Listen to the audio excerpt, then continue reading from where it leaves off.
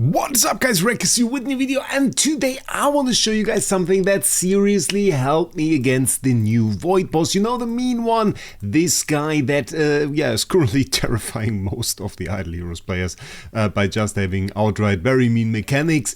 And today I'm going to show you one key thing, one artifact tactic, something very OG in that sense, because in Idle Heroes I vividly remember it was about chasing those artifacts, and now this kind of will come back, I reckon. So for a lot of players this might be interesting. We're going to do two fights, and the heroes in my team include SQH, and for the first fight I'm going to swap out this deific Snowheart for a normal one.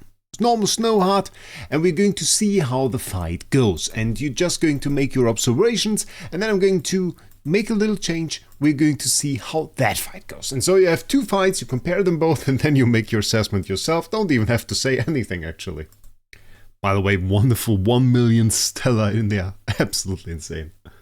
So team-wise, nothing super fancy. Well, a lot of X tier and SSS heroes, which some people told me, Wraec, you've kind of have a ton of heroes there. Also for the Forced War stuff, not really minimal clear, but that's about it. That's not the point of the video. It's really all about the tech. So let's see how this first fight goes. It's going to be over fairly quickly, I have to tell you. We attack, and we already lost our LFA. Few hits later, and there is really not much of our team left. We can see the Unbending Will popped on all of our heroes there, so not exactly great, I have to say. IEA also took the duck down there, but so far, like, it's not super bad. It's not super bad. We still have some heroes left.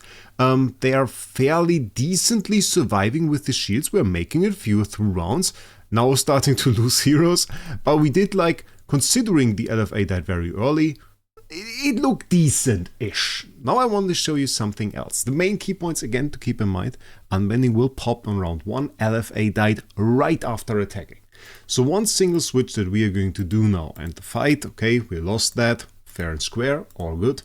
And now we are going to do one simple switch. We're going to switch out this Snowheart to the deific version of Snowheart. And in fact, all of our support heroes, all of our heroes other than LFA are running deific Snowheart. So like this Darkham Storm's Young here, we're running 5 deific Snowhearts, and on LFA we are running, of course, Lingering Melody of the Universe. And why and what this does, we're going to get into this in a second. Let's just give it another look, and let's just try to attack here again. As I said, no changes to LFA at all. I swapped out one artifact. I swapped the SQH artifact to the deific Snowheart. No other changes made at all. Same team fought right after another. Take a look at the difference in when LFA attacks.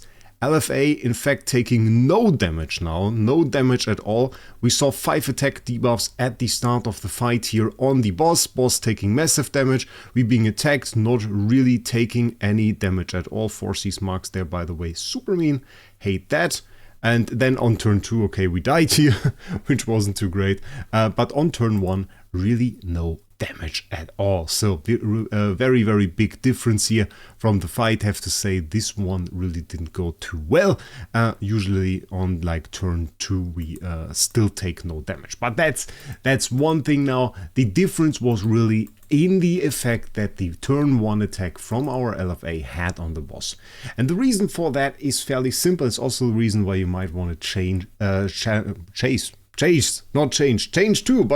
these artifacts. It is really that the deific Snowheart is quite different from the normal version. On the normal version, we have at the beginning of the battle 166 and 33% chance to inflict frost respectively on 3 enemies with the highest speed for 1 round, and frost reduced the target's speed, which was cool in PvP. This was really the PvP artifact when you wanted to be faster than your enemy. For the rather brief CC meta that we had with Starwing Jara, I remember this being absolutely enormous. Later on with TBB, speed became less of a relevant thing. Nonetheless, the PvP people will know it. attacking faster than your enemies, usually the key to winning, so it is still the most prominent or one of the most prominent artifacts in PvP. But now we have the deific version, and on top of a very generous stat upgrade, we have a higher control immunity, higher HP, higher energy, which makes the hero less vulnerable to energy drain tactics, and an added speed stat, which certainly very nice for PvP. We also have a change to the frost effect. Beginning is the same, but then we inflict absolute frost, and absolute frost is very, very cool.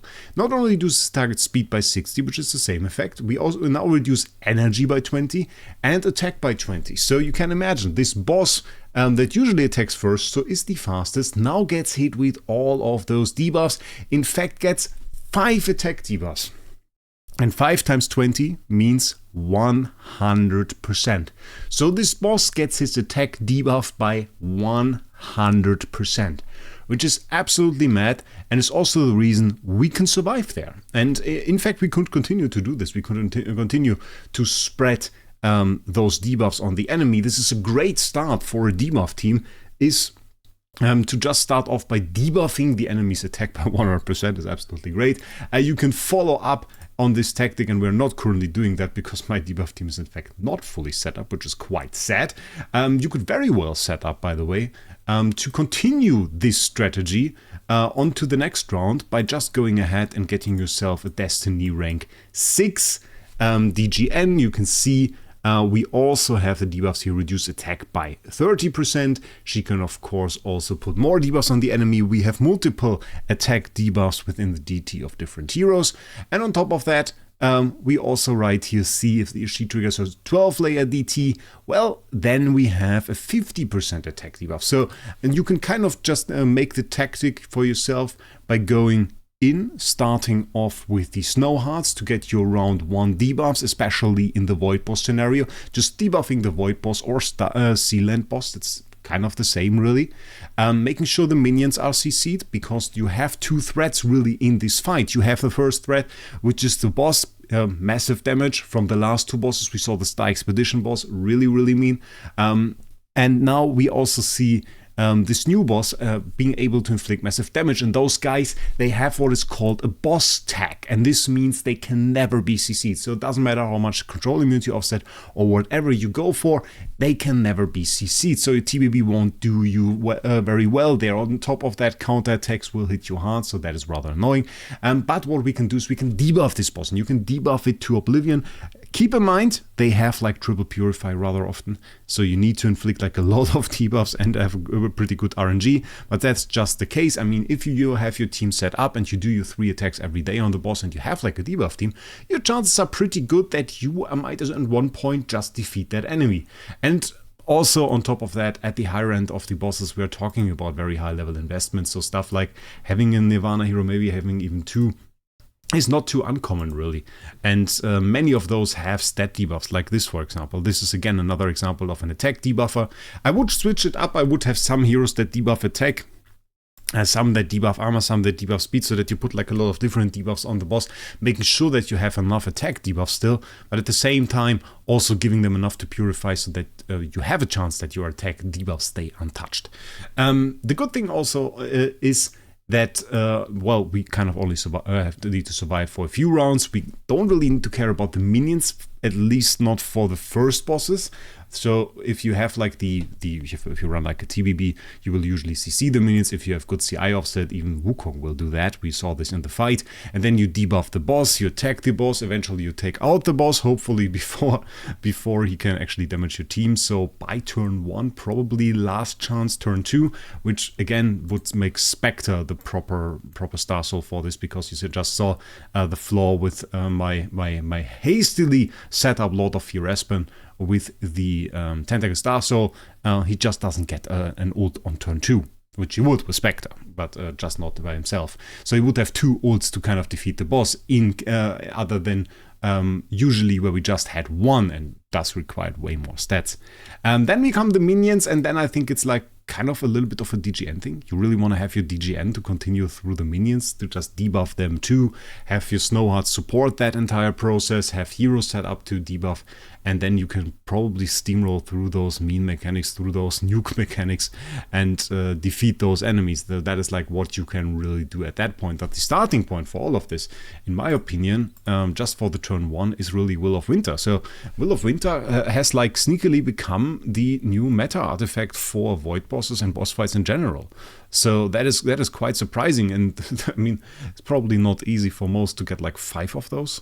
But I mean, in terms of the artifacts you really want from the deific ones, there aren't really too many. I mean, we saw the new one, which is not too interesting. If we go into the mysterious deification workshop, what do you really need? You want to have your glittery, by the way, not splendid. The glittery version is completely alright. You don't need the HP restoration from the splendid endless cane. You get your glittery endless cane, and then you probably need 1 or 2 of those. Those are really great. It's like the harp, absolutely insane. You really want a splendid one of those. At least 1. 2 would be better, but 1, if you have 1 damage dealer, is alright. From the defensive ones, honestly, you don't need any. You can live without any of those. Just on a normal crown is okay. And then you come into the functional ones, and there are some cool ones like the Dragon Rui, which I think is really nice because it has like a chance to instantly trigger your TBB at the start of the fight. So that works very well, even without her being hit. And for many fights, this is rather important. But I would just say, okay, we start off with like Will of Winter. You just start off with like Will of Winter and get yourself like the 5 Will of Winters. First the Endless Cane, then probably like your Lingering Melody of the Universe. Oh, no, just go for Lingering Melody of the Universe first and then for Endless Cane. Yeah, I think this is better. And then you can probably already go for the Deific Snow Heart and like start collecting those. Do turn over the Dragon Rui if you really want it, but other than that, like getting your Will of Winter is probably one of the higher priorities now. It's again a little bit of an artifact chase. So that is pretty crazy. Let's try one more fight. Let's see if we can beat this boss. If that does not work, I'm honestly, at this point, I'm 100% sure that we can beat this guy just by me setting up, putting Spectre on LFA at this point. We could do way more in terms of proper team setting. I just said like DGN is probably a key to this. So having like the IEA there, probably not optimal. We could probably take SQH away at this point, or LBRM. We could take LBRM away, put DGN into the team, set this up, Destiny rank 16, put like a little bit more of the attack debuffs there. Could probably be alright. But we are trying brute force, because I'm lazy. I'll be honest with you guys. It is the entire reason.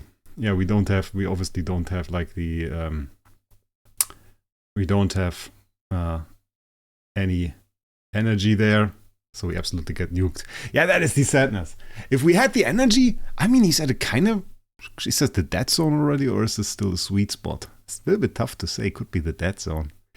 Yeah, don't know. But in terms of boss progression, I have actually defeated the boss already. I ran a little bit of damage afterwards. It is like the good attempt, and I wanted to share the strategy despite me not having it set up at the moment. And honestly, every time I think about making one of those transfer quests, I could puke. It's like horrible. I hate them so much at this point. We also have to go and get like the MFG video out, MFF video out. I've like pushed this to the back because we had so much stuff to do, so many things that really needed to be done, and now I have to do like 2 transfer quests, maybe 3. This is always like the same island. I mean, we have the resources, we could skip it, but I think like I kind of want to have those resources for some new game mode, you know? I could do it 10 times now. Probably could skip some. Let's be honest. I use them a little bit. I usually skip the boss fight. I collect the resources and I defeat the enemies and then I skip the boss fight. If you skip the enemies too, you can in theory do like a ton. And collecting the resources is free. Like, it's stupid if you don't do that. Because like you have to collect like 100 Ember Coral. So you start the quest and you can literally like send any team in here. And sadly on this emulator I can't zoom out, so it's a little bit chopped, I'll be honest. And you just take a look and see if you can find some resources, and you go into that. And I could search for Ember Coral now, but I just want to like show 32 every 5 minutes. We need like 100. So just like start it, wait 20 minutes, come back. And this, you only get it when you stop it. You get the resources that you're shown there if it is above 100, for the right resource obviously. and you stop it, you immediately complete the quest, and then you can use the resource. But yeah, still we have so many plans, and I want to be kind of prepared for like a game mode when that comes, and you need like to swap around a lot of stuff. Then I kind of wanted to have those resources. I think they should just remove those quests. Just let us transfer them. Would be way better. We have a little bit more time, and I don't really plan a video for tomorrow. So let's do some rerolls together again, because it's a new week after all. I was thinking about doing like a live stream or a video for the new event, because we have again Glorious Treasury, and Glorious Treasury always includes like the Grimoire, which is pretty cool. I mean, you can only need to get to 50, so it's pretty nice. On top of that, a few things for the Star Soul. I might get some. I will do like a lower clear maybe. But we also next week have like the Undersea Adventure, which seems to be a big event, hero exchange event. So we're going to see a summoning hero, which of course they don't show, I guess. So yeah, will be a big event, and I don't think like, and they made a 400 USD. 400 USD VIP XP event. I don't want to spend 400 USD on this one. Nah. It's also like a thing we don't really need a whole lot. Snow asked me about it. I think the cap for Grimoire was like 150. We need like 8 million more of the Grimoire mats. So maybe like 7 event rewards. We would get 4 this time. And then from the big event, we would already be capped on this one, which is a little bit crazy. Then we can only go for the enable stuff, because you don't know if the next book requires the same Grimoire essence, or if they are like, we make Grimoire essence too. If you collected Grimoire essence, it's useless. So that is a question again. And I don't know when the next book is even going to arrive. I'm honestly surprised how quickly we progress this. Again, for this one, IHP. Burn immunity is the core that we are going for. Burn immunity, pure flow, and body protection are like the number 1 stats that we want. In general, if you saw the last time we did this, I don't think we got like a burn immunity roll last time. So yeah, silence immunity, freeze immunity. Yeah, the immunities kind of are hindering us a little bit, because we don't really need normal immunities. We don't really need them. It's not too bad. But the thing is, just like if we have pure flow, which reduces the control effect duration, and we do PDE core, we don't really need any CC immunities anymore, because we have basically all of them. Burn immunity required, by the way, only really for PvP, unless you want to fight Valk. If you want to fight Valk, burn immunity is pretty cool. Valk literally hits burn immunity heroes for nothing. This is absolutely mad. Really, like 99% of her damage is burn, so she does no damage against burn immune heroes. It's kind of funny to see. But that's not the reason I want it for. I want it for to counter this LBRM strategy with the Nova Star Soul, where they have her die and she does a ton of burn damage. So I want my main damage dealer to kind of be immune to burn. Right now, it is mostly annoying to me that I am burn immune, but I'm not CC immune, so I get countered by like a TBB, which is pathetic for an X tier, so we kind of have to get a better roll. But I talked to Toad, and I mean, Toad has the same situation that I have, not having enough hammers to reroll the heroes, but 2.5 times as worse as me, even more probably. And yeah, it's just like a little pathetic that we get 50 hammers, because just not enough if you have X tiers. You need so many hammers to even remotely get one roll that is alright. The hammer count was absolutely obnoxious when it started. We got like, I think 10 a month, which was ridiculous, something like this. And then they made it, they upgraded it a little bit, and I guess at the time, if you had like 1 A tier, was kind of alright. If you start having like 20 S tiers and you buy 2 a week, which I don't do anymore, but I used to do, yeah, really not enough. And it kind of makes sense that you want to support like people that do this behavior and buy 20 S tiers or 20 X tiers or whatever. You kind of want to support those people. It doesn't really make sense from the perspective of the age wanting to make money to keep these people unhappy. But they used to do this in the past. I remember that about Hossi and Fossi. If you remember those some of the biggest spenders in Idle Heroes history. Same guy, I think it was. And they complained that they couldn't get like artifacts, which was pretty good. Because the guy like 50. This is fancy. Look at that. Burn immunity with the poison immunity. Both. I mean, it's cool. The problem is poison immunity even good right now? I'm just like thinking. I mean, to an extent, base Holmes Young. But I think like base Holmes Young damage that he does with his potion throws isn't actually like the potion throws, it's more like because it's more of the potion throw itself rather than the poison. And then we have Divine Lock and Ship Crusher. I don't think that can keep up with body protection. Body protection is pretty sick. Skill damage is pretty good. Crit of course sucks, but yeah, I don't think this one can keep up. But it's the first time I see burn and poison, or in general two of the new damage over time immunities together. So this is the very fancy roll. Very fancy roll, definitely. Interesting. Interesting. So yeah, they couldn't get artifacts, and then they had like 50 Transcendence Heroes, which at the time you used to build. The more Transcendence Heroes you had, the more insane you were, because in general, like a person had like 2 and he had 50, and you couldn't like do the same thing that you do today, where you super power up a single hero, so every hero was powerful. So if he had 10 ATDs and you had 1 ATD, then he was 10 times as powerful as you. So that was general the tactic back then. And so this was absolutely insane. And yeah, could beat him, basically. But he struggled with basic resources because the age wouldn't accommodate this spending. They would just say, oh, yeah, we give you this much resource. This is like an insane PvE roll, just from the damage modifiers that are on there. Like, something like this is something that you would keep if there were secondary or third rolls. You would just say, okay, this is like full-on damage PvE. And now we have to cancel that and put that away. Which is kind of sad, because it's a cool roll.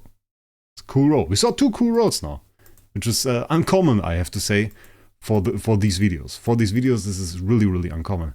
Stun immunity, again, this is like, sadly kind of useless. Sadly kind of useless. I just want to point out, by the way, if we were to go for Twine immunity, we haven't seen that yet either within the last, I think, 100 hammers, so kind of crazy. I tried to show all the hammers now in the video, and to an extent, it's a little bit of protest to this resource scarcity for whales that the age still puts up. And that is honestly kind of ridiculous. It's honestly kind of ridiculous. So why not give us a few more hammers? Like, make it an X tier unlock. Just who cares? Who cares? Some free-to-play will say, oh, I don't get the hammers. Yeah, you don't need them. It is really, you need more hammers if you have 30 S tiers. Because it just takes forever to reroll those. You buy a lot of copies, I would say. Not if you have 30 S tiers. I mean, at one point they have good rolls. Unless it's meta switches. Again, we had this Star Expedition boss, meta switch. Suddenly people wanted their Seal of Light immunity, which they certainly didn't go for before. So yeah, nobody had that. You need like a ton of hammers just because you have a ton of S tiers. And then in that sense, then when you have a lot of S tiers, you kind of need a lot. Oh, Twine immunity. Look at that. Look at that. We could get immunity to those down TBBs, which are still somehow rather strong. I don't hate that. Okay, we had 1 burn immunity roll within the last 100 hammers.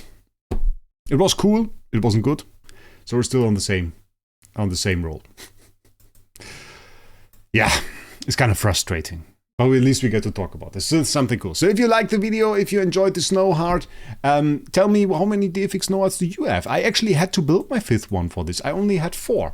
5th one was really important. I just wanted to point out this difference too. Again, first team was with 4 DFX snow hearts, second team with 5. You would think none on the first team. So pretty crazy stuff. And again, with that, wish you a great day. Make sure you subscribe to this channel, and we'll see us in the next one.